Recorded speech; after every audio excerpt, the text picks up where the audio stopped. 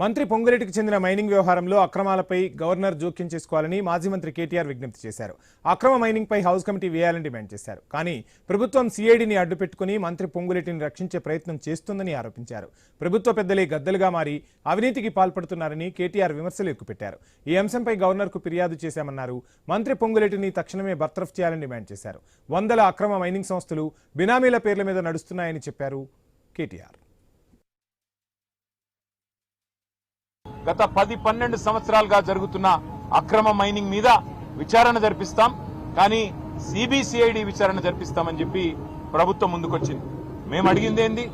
సభా సంఘం వేయండి, అన్ని పక్షాల శాసనసభ్యులు శాసన మండలి సభ్యులతో కూడిన ఒక సభా సంఘాన్ని ఏర్పాటు చేసినట్టయితే వాస్తవాలు వెలుగులోకి వస్తాయి.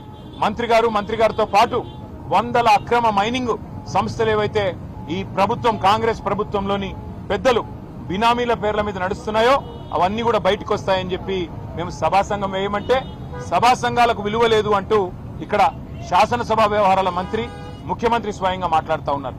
వాళ్ళ నాయకుడు రాహుల్ గాంధీ గారేమో జాయింట్ పార్లమెంటరీ కమిటీ కావాలి అని పార్లమెంట్ లో పట్టుబడతారు.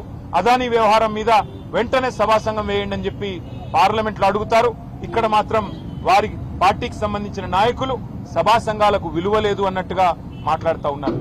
మేము సభా సంఘం వేయండి లేదా ఒక సిట్టింగ్ హైకోర్టు జడ్జితో విచారణ జరిపించండి, దేనికైనా మేము సిద్ధమని చెప్పాం.